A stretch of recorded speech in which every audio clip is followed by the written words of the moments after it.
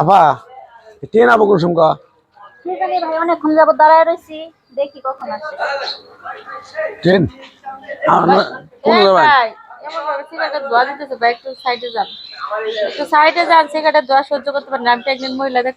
স্টেশনটা এটা তো আপনার না, স্টেশনটা 10 জনের। আরে ভাই স্টেশন আপনার স্টেশন আমারও না, আমি আগে দাঁড়াইছি না, আপনি ছেড়ে যান। আপনি ওরা জান, আপনার সমস্যা কি? আপনার সরে যান, আপনার সরে যান। আপনার নাকি আমি উপজা কথা খবর গেছি, আমি ওই আপরে গেছি।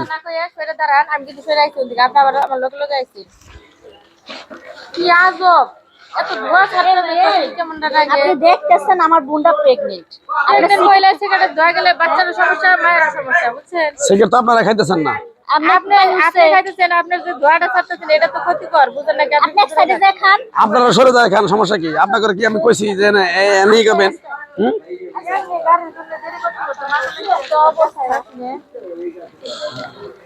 বেড়া তো আসলে বিয়া দখলে। হ্যাঁ, আমরা তো ওই জায়গা থেকে সরে আইছি, আপনি আগে পিছন পিছন আসতেছেন। আচ্ছা আপনি করবেন এত খারাপ লাগতেছে কেন?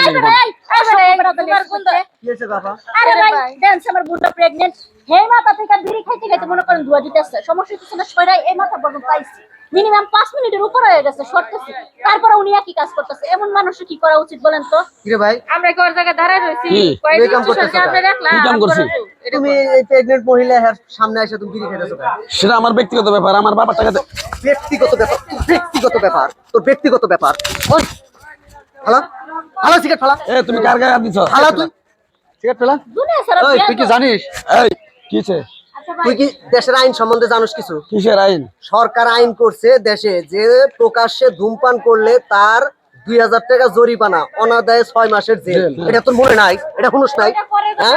আর এই যে প্রেগন্যান্ট মহিলার সামনে তুই যে বিড়িটা খাইতেছস, ধূমপান করতেছস, এই ধুমার এই ইফেক্টটা এই বাচ্চার শরীরে পড়তেছে না? তুই কি তোর বাচ্চার বিড়ি খাবি? তুই তোর বাচ্চার বিড়ি খাবি? এই তুমি আমার গায়ে হাত তুলতেছ কে বারবার? গায়ে হাত তুলছি, এ তো কম করছি। তোরে তো এই রেল লাইনে ফালায় পিছা হালান দরকার, তুই পিছান দরকার। কি করবা তুমি? পিছা দরকার, এনে পিছা দরকার তোরে। এই স্টেশনে আজকে আমি 30 বছর ধরে থাকি, আর তুমি আমার গায়ে হাত দিতেছ? তুই 32 বছর ধরে থাকস? হ্যাঁ। আর এখানে আমার জন্ম, এখানে আমার জন্ম। তুই কোনতে আইছস? কোনতে আইছস তুই? কাজটা কিন্তু খুব খারাপ হইতাছে কিন্তু। সরি ক, সরি ক, সরি ক। আমি সরি কি আর সরি কম? জীবনে আর ওপেনে ধূমপান করবি না? আমি কোন সরি না, সরি কম, সরি ক, সরি ক, সরি কম না। কি সরি কম? এক ঠাডায় আমার মুখে দেবা, বাম হাতে আমার মুখে তুই। কাজটা তোমার কিন্তু ছবিটা আমি চোখে নিছি ভাই। ছবির গুষ্টি মারি তুই। সরি ক, সরি ক। না ওই সরি কই দেবো, তারপরেও যাইবো এখান থেকে। সরি ক, আমি সরি কম না। কবিরা দিমু। আচ্ছা থাক, মারার দরকার সরি ক। না বললো এই একটা কথা তো কই ভালোভাবে একের মন দিয়ে শুনবি। তোর ঘরে যে বাচ্চা আছে, ছোট বাচ্চা আছে, তুই কি তোর বাচ্চার হাতে সিগারেট তুলে দিবি? ধূমপান তুলে দিবি? ক, মাদক তুলে দিবি? না না না ভাই। কে দিবি না কে? আসলে তুমি আমার চোখ খুলে দিছো ভাই। হ্যাঁ, আসলে আমি এই প্রেগনেন্ট মহিলার সামনে যে বিড়িটা খাইছি, আসলে ভাই এটা আমি অন্যায় করছি, আমি মাফ চাই ভাই, আমার মাফ করে দাও। কোনো সময় এইরকম প্রকাশ্যে কোনো জায়গায় ধূমপান করবি না। ধূমপান করবি, ধূমপান করাতে তো নিষেধ নেই। তুই তোর জায়গা মতো যাইয়া সুন্দর মতো এক জায়গায় বইসা ধূমপান কইরা তারপরে তুই বেরোবি। এরকম মহিলা এবং যারা ধূমপান করে না, যারা ধূমপান করে না তাগর সামনেও দাঁড়াবি না, সে ছেলে হোক আর মেয়ে হোক। কারণ যে ধূমপান করে না সে এই ধূমপানের গন্ধ সহ্য করতে পারে না। এই ধোঁয়াটা তার ভিতরে যায়, তার ইফেক্ট হয়ে যায় তারা। আচ্ছা ঠিক আছে ভাই, আমি আপু সরি, আমি মাফ চাই, আমি করছি। বুঝতে পারছেন? আচ্ছা ঠিক আছে, বুঝতে পারছো? ধন্যবাদ তোমারে।